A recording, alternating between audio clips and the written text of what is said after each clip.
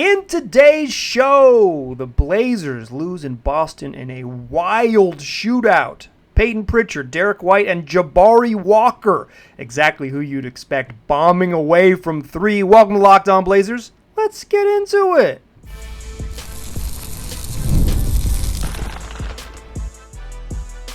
You are Locked On Trailblazers, your daily Portland Trailblazers podcast, part of the Locked On Podcast Network. Your team every day. What's up, world? It's your past first point guard and Trailblazers reporter, Mike Richmond. You are listening to another episode of Locked On Blazers, part of the Locked On Podcast Network, available wherever you get podcasts and also on YouTube. Coming at you 3 days this week, but typically 5. It's your weekday show, so tell your friends about the program. Make it your first listen and come back and do more next week. It's Locked On Blazers, your team every day. In today's show, we are talking Blazers Celtics. The Blazers went into Boston and hung with the shorthanded Celtics despite a historic shooting night and an all-time great performance from a couple of Celtics guards, exactly who you would expect. Blazers lose this game 128-118. We'll get into all of that happen. We'll recap the game with our fastest recap in the West. We'll talk Derrick White and Payton Pritchard, who went nuts. We'll talk Jabari Walker, who had a career night and kept the Blazers in the game with the type of skill progression that is going to allow him to be a player in this league. We'll talk all about that. And then I want to talk about how to build a winner.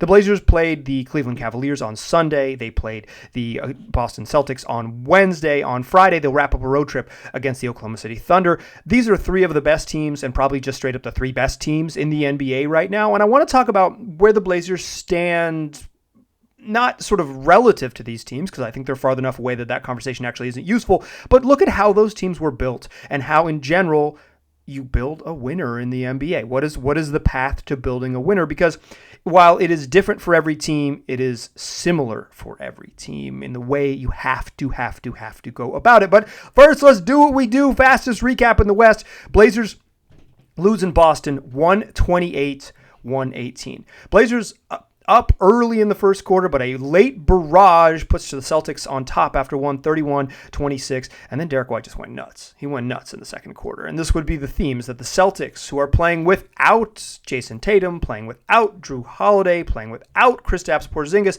and they're starting Sam Hauser and Luke Kornet along with Jaylen Brown and Derrick White and Al Horford. Like this is still a very good team at 44-18, but they're missing some dudes, right? And they've played this season without Drew Holiday at times and without Kristaps Porzingis at times, and obviously missing an All-NBA player. Jason Tatum was, one of probably the top 10-ish players in the NBA pretty easily, if not higher. Like he's, this is not the full complement Celtics. But it's a good basketball team. This was I would say both a winnable game and also a game where the Blazers were rightly playing uphill against the defending champs in their building, et cetera, et cetera. Although Boston has weirdly been bad at home this year. Certainly a lot worse than they were last year when they were basically unbeatable. Hot shooting to close the quarter continues into the second quarter. Derrick White's got 18 at halftime. It is 66-55. Payton Pritchard also has 18 at halftime. They have 5 and 6 threes.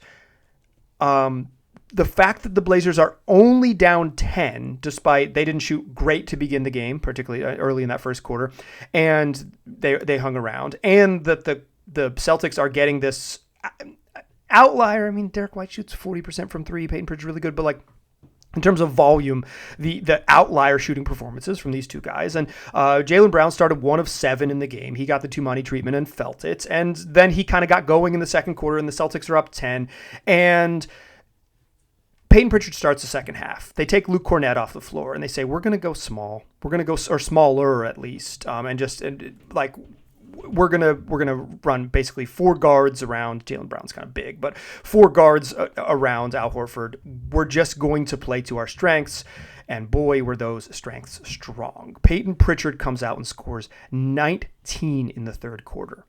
He had 18 through 3 quarters. So did Derrick, or in the first half, so did Derrick White. Derrick White had 18 in the second quarter, 24 in the first half. Pritchard has 19 in the third, 37 through 3 quarters. The through 3 quarters, like the Celtics are putting together just an absolutely bonkers shooting performance. They're 21 of 42 from three. Derrick White's got 29 on 7 of 10 threes. Payton Pritchard has 37 on 10 of 15 threes. His 10th three was from the right-hand side at the hash mark, like behind the logo, a 36-footer. It's like he's not even in a competitive shooting position, and he's acing threes over. His defender is above the three-point line, but not like deeply contesting him because it's from 36 and some change from 35 plus, and he aces a three for his 10th. They were hot. They would end up with a historic shooting night. And the Blazers after three are down 102-82. Again, Celtics, they win with math, right? We'll talk about this in a second. They bomb away from three, and they made half of them through three quarters. 21 through three quarters, 21 of 42 from three through three quarters. The Blazers, in their own right, had 11 threes through three quarters. It's not like for them, that's not a tiny little number. It's not a giant number, but that is a not nothing through three quarters type of performance. They're down 20. And it would have been way worse. This game would have been over if not for the performance in the third quarter of one Jabari Walker. The Blazers are continuing to play this game without Jeremy Grant, who continues to miss time with a knee injury. Obviously, still no DeAndre Ayton and Matisse Thybulle back, and Rob Williams remains out as well. So the Blazers are, they're missing some of their frontline players, but that's been the case for a little while. But Jabari has moved into the starting lineup. I think during this moved into the rotation. Coming off the bench. I think during this extended road trip, we've seen some pretty darn good Jabari games, but this was different, and we'll talk about that more in a second. In the third quarter, he had 14 points. He made all 5 of his shots, including 4 3-pointers. Jabari Walker's career high from three came in March, the end of March of 2023 against the Kings, in a game where he hit 4 of 6 3-pointers. He played a little over 20 minutes that night, a little over 22 minutes that night. In 8 minutes and 43 seconds of the third quarter, he hit 4 threes. He kept the Blazers in it, and you think they're down at 20 at heading into the fourth. It would have been 30 plus. That's how well the Celtics were shooting. The Blazers, I thought Derrick White hunted catch and shoot threes incredibly well. The Celtics got some offensive rebounds and some kickouts there. They do what they do. Both Pritchard and White have quick releases. They hunt kickouts and all of those things. They just kind of they hunt the mismatch in initial pick and roll. They get the mismatch. They drive, they kick, and they hunt catch and shoot threes. And they've got everyone on their team has the green light to shoot. They have a bunch of above average shooters, and they are relentless in their approach. And then on this night, they also were incredibly hot. I'm a big Derrick White believer. I think he's one of the best players in the league in terms of he can scale up and play when he needs to. He's just an elite role player, like an all-star level role player. Is that a role player if you make the all-star team? I don't know how it works. But in any case, I'm a big believer in him, but this is 40 pieces, maybe not what I saw from White, 24 in the first half, and keep it rolling. And Pritchard was bonkers in that third quarter. After he hit all those threes, but then also he leveraged some of the worry about them shooting threes and the space they create to get himself to the rim. He had an and one in the paint. It's dude was nuts. And the Blazers would have been down a whole bunch more if not for Jabari Walker's shooting in that quarter. The Celtics, to be clear, said, we're not worried about him shooting. And Jabari Walker says, if you're going to give me shots, I'm going to take them. He had 1 3 in that third quarter earlier in the game, he took a shot and he took a three and made it. And Billups said, yeah, keep shooting. They mentioned on the broadcast that Billups was immediately like, you take that shot every time. He kept doing it. They kept giving it to him. They were doing the thing that the Celtics do where they put a center on, Walker is nominally playing center, but they often put a center on a non-shooter. That's a Joe Mazzulla thing. It's an Ime Udoka thing. That's the sort of math they were going for. In fact, they came out of the second half with Sam Hauser guarding Donovan Clingan so they could have Al Horford on Tumani mostly so he could be a roamer so they could say, you shoot it, we're not worried. They gave Jabari Walker the you shoot it, we're not worried treatment, and he hit 4 threes in the fourth quarter. And then, in the third quarter, And then in the fourth quarter, 2 minutes in, Derrick White hits another 3, and all of a sudden it's a 25-point game, and it feels like, yeah, well, see ya. This is, you're just not going to overcome. The avalanche is just too deep and rushing too fast. You're just not going to overcome it. Even that is not going to happen. And shortly after Derrick White hits that three to push it to 25, Denny Avdia left at the 10.5 minute mark, 10:27. He checks out. He re-aggravated that left quad injury that he had sustained earlier on the trip in his brief appearance in Washington before he missed that game and the next one. And then he came back healthy and had a friggin' 30-point triple-double, but it re-aggravated in this game and limped to the bench and left and did not return. So the Blazers are now down Avdia, one of their best players, with 10.5 minutes left and down 23 points when he checks out of the game. And they make a charge. With 3 minutes and 13 seconds left, Toumani Camara hits a three that from the right wing that cuts it to 9. And all of a sudden, the Blazers are not like, I don't think they ever like threatened to the point where it's like, if we have the ball, you're in trouble. But boy, did that three allow it to be close, because less than 40 seconds later on the following trip, Anfernee Simons was fouled on a 3-point attempt, and it was upgraded to a flagrant foul on review. So Simons is going to go to the line for 3 free throws, and the Blazers are going to get the ball back with about 2.5 minutes left. He's at the free throw line at the 2:35 mark. He hits all 3 free throws. The Blazers cycle it out, and Anfernee Simons, who's been really stinking good in the fourth quarter, he had 15 in the fourth. Shaedon Sharpe had 12. They kind of, Jabari kept him in it, and then Shea and Ant almost brought them back, and Ant misses a three. That three-pointer would have cut it to 5.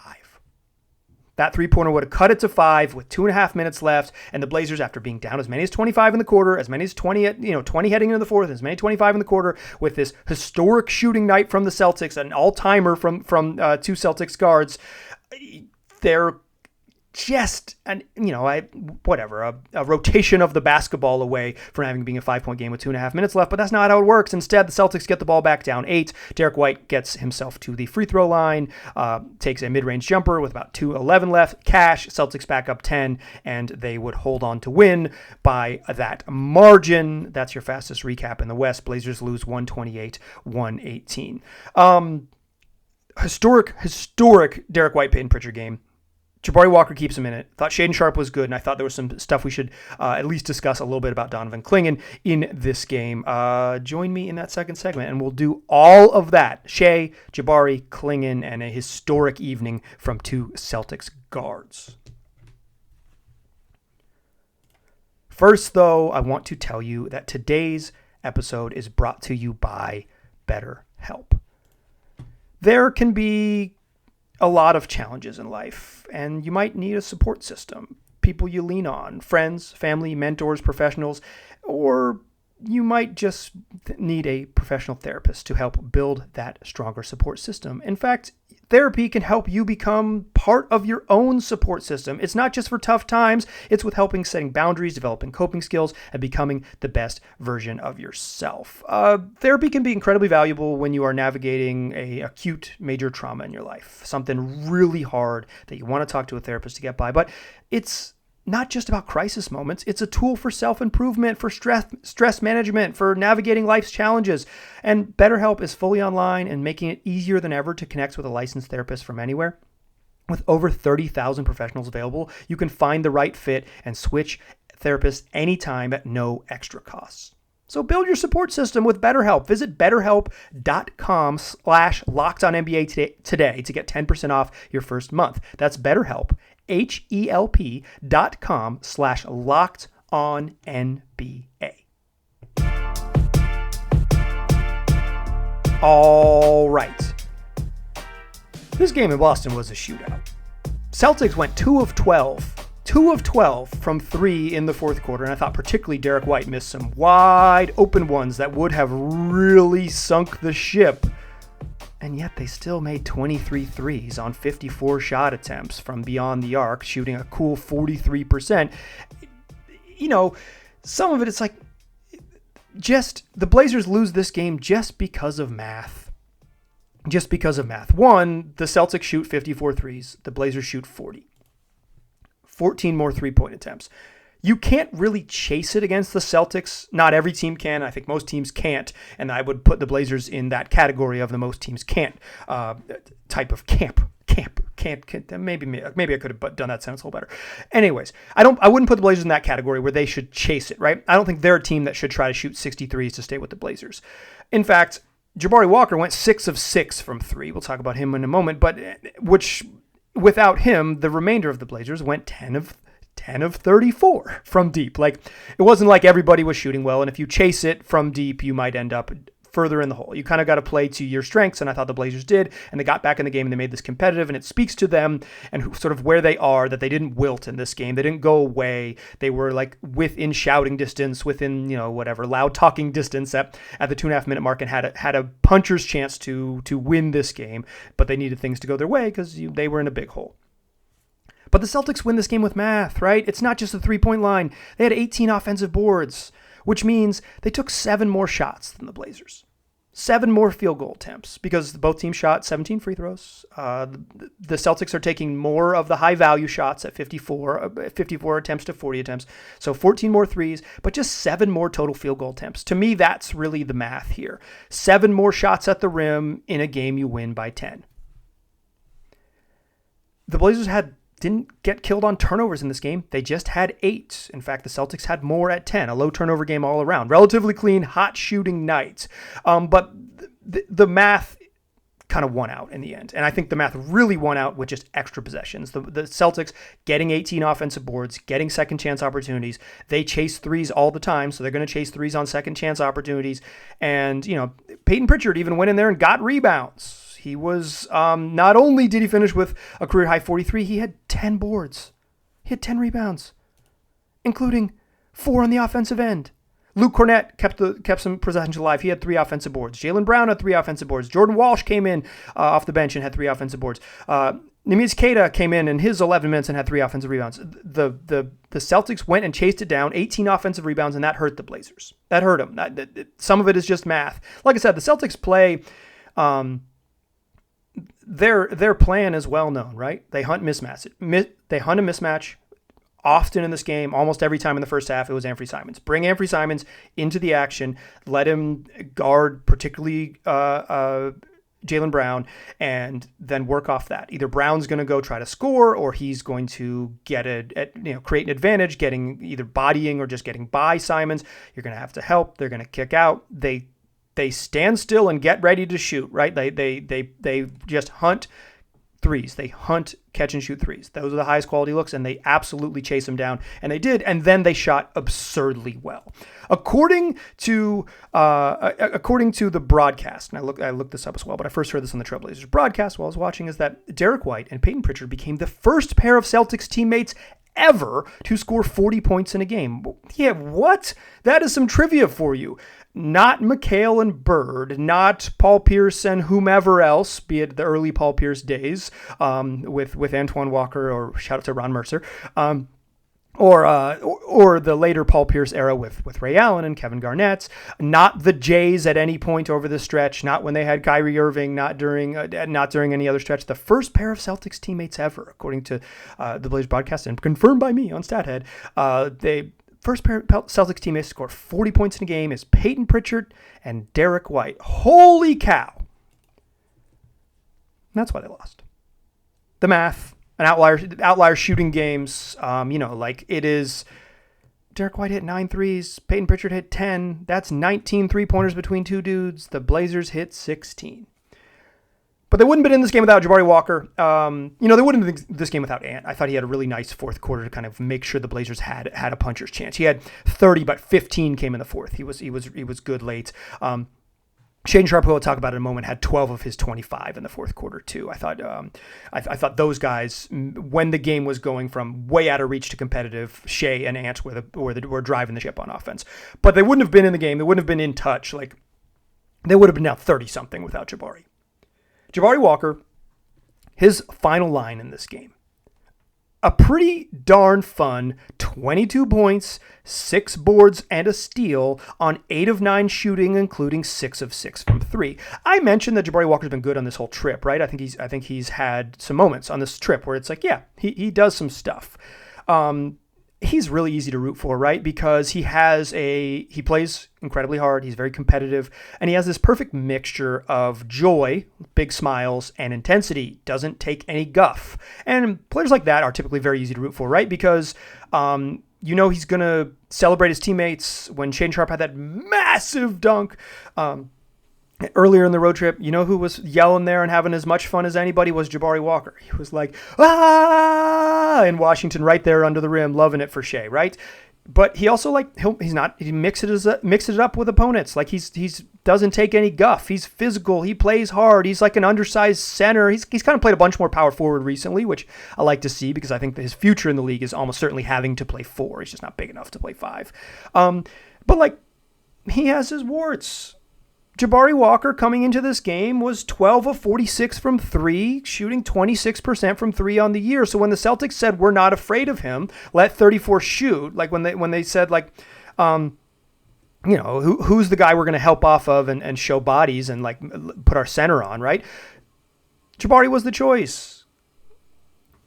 He upped his 3-point total this year by 50%. He had made 12 coming into the game.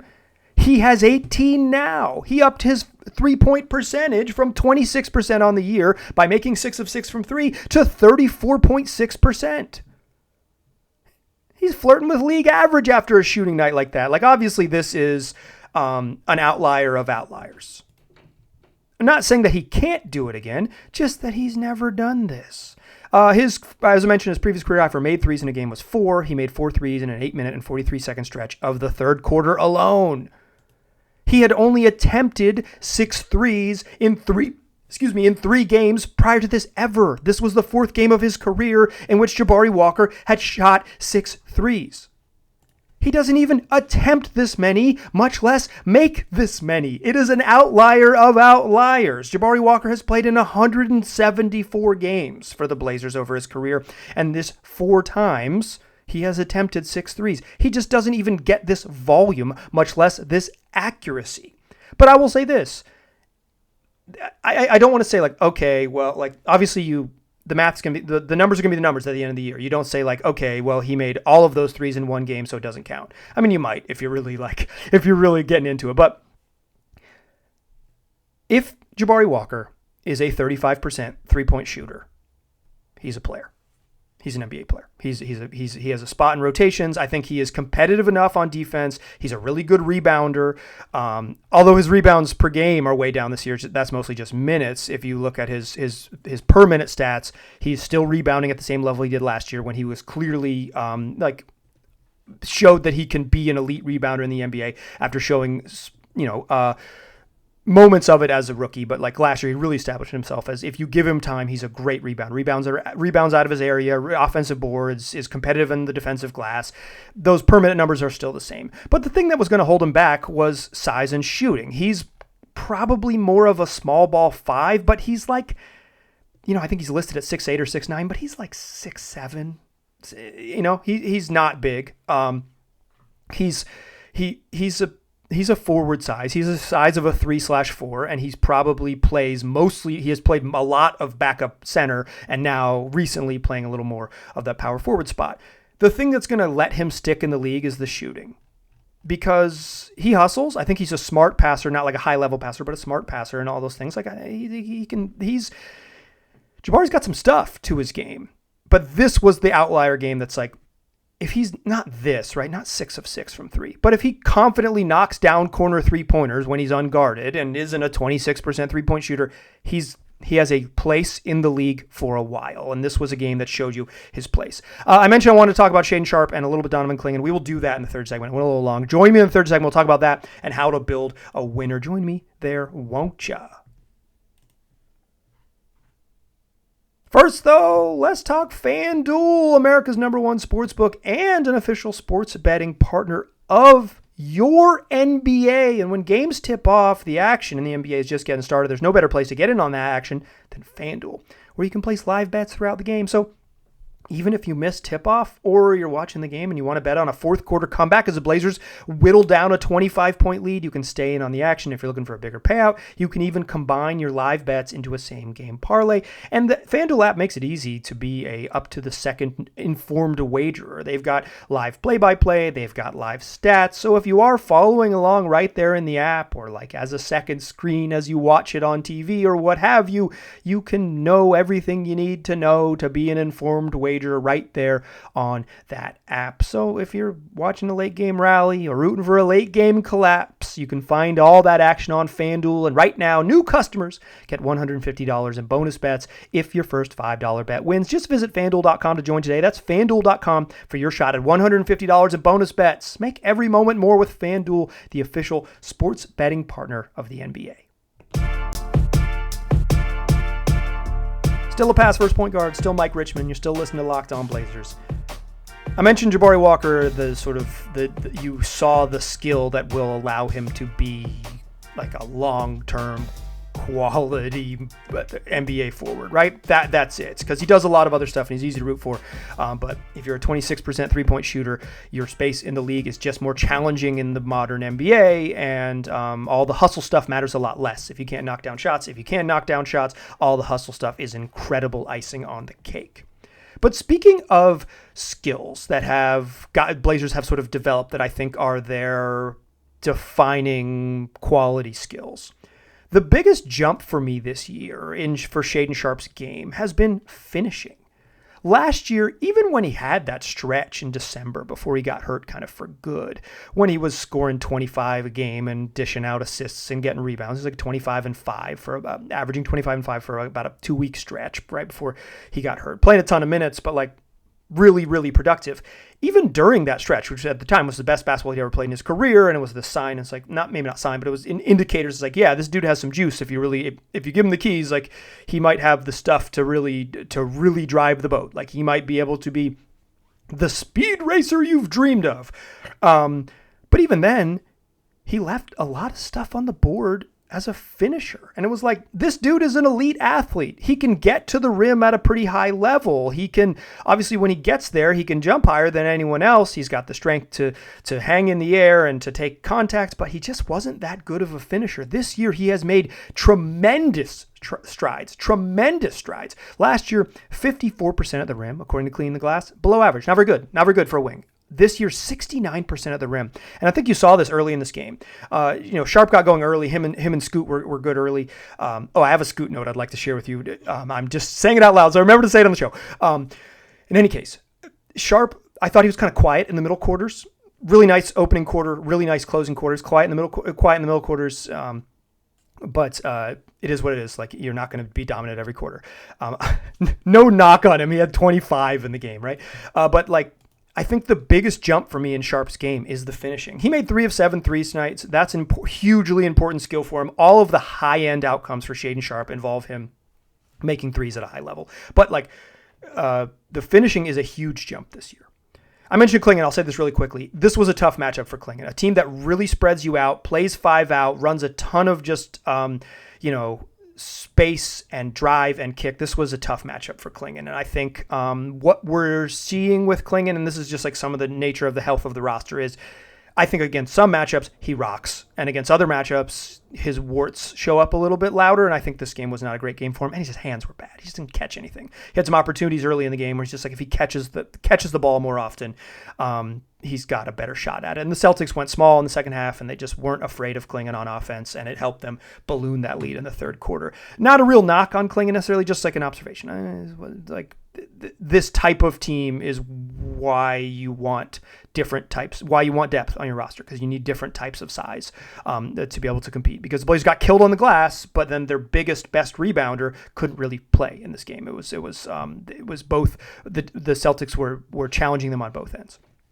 Real quick on Scoot Henderson. Scoot Henderson fouled out of this game in one of the weirdest ways you could possibly foul out. He has 4 fouls at the end of the third quarter, and the Celtics are humming, so the bench is yelling for the Blazers to use their foul to give with under 5 seconds left. Good call. They ended up missing. The Celtics ended up missing, and they fouled with under 5 seconds left, which makes it harder to get off quality shots.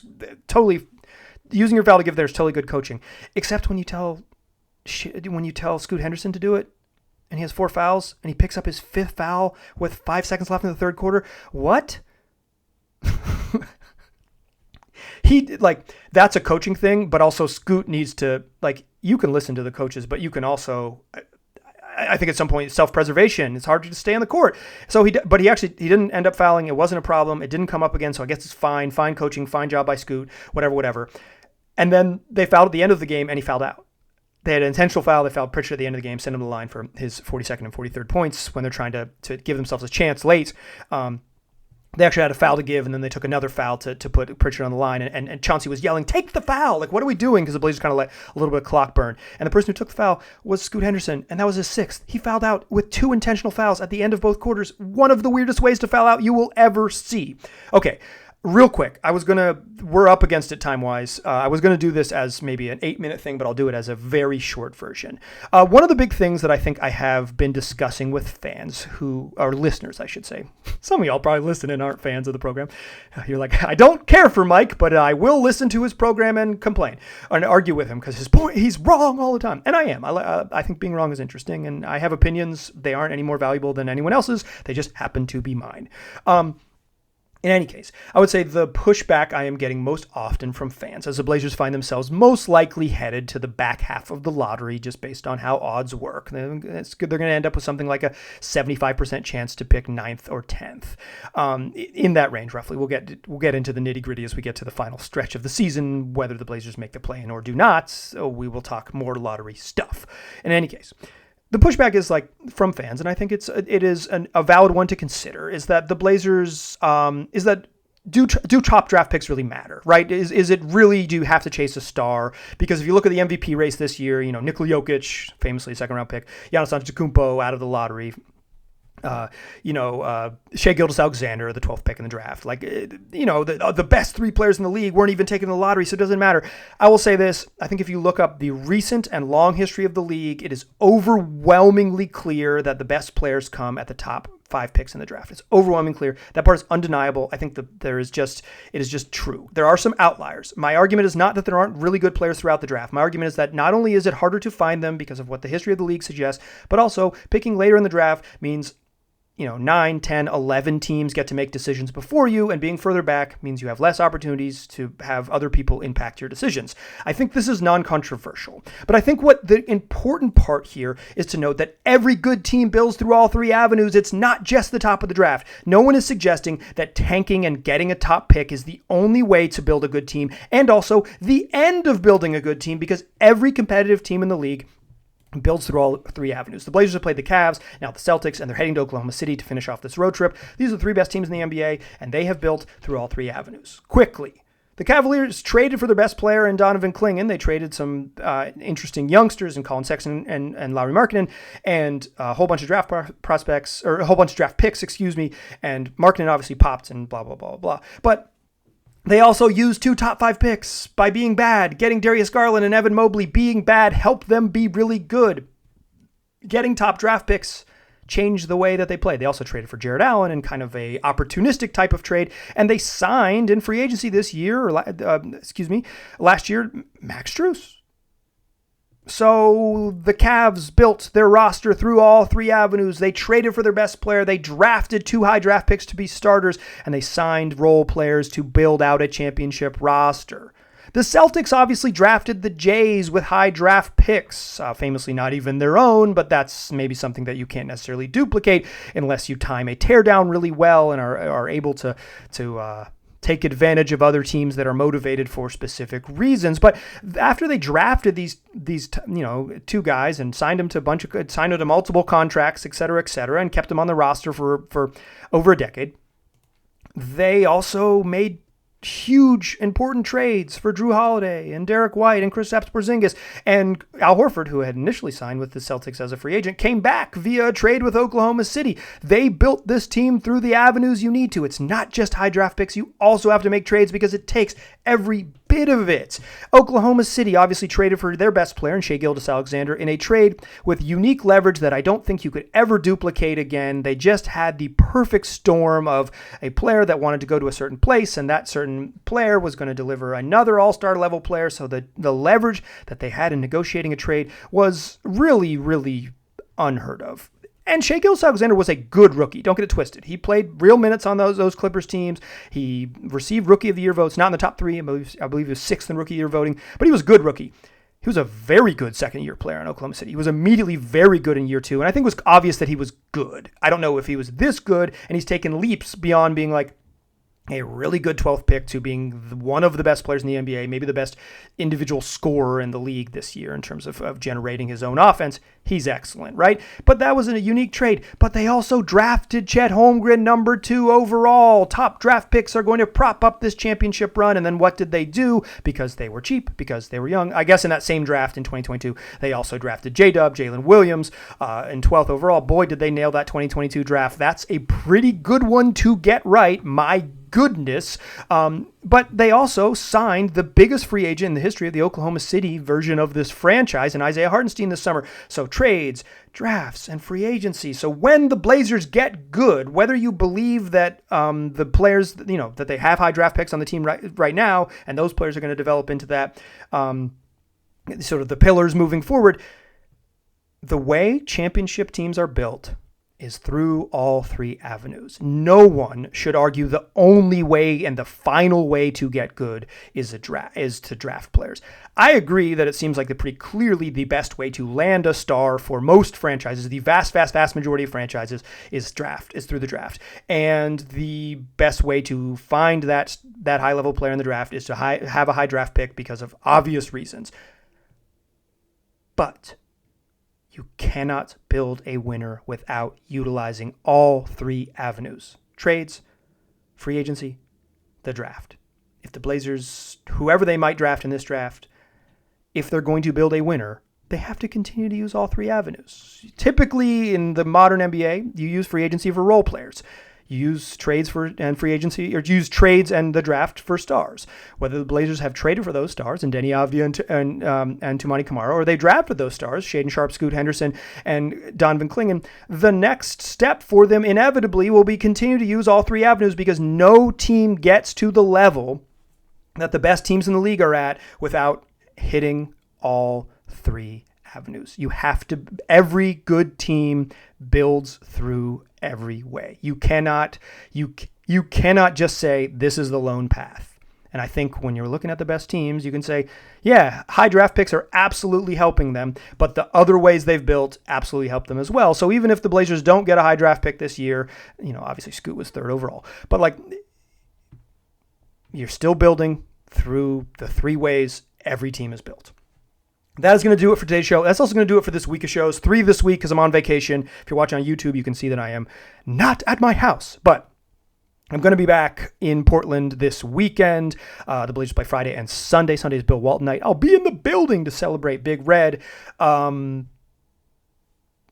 do 5 shows next week. It's what we do. 5 days a week, wherever you get podcasts. Also on YouTube. I appreciate you listening, and I'll talk to you soon.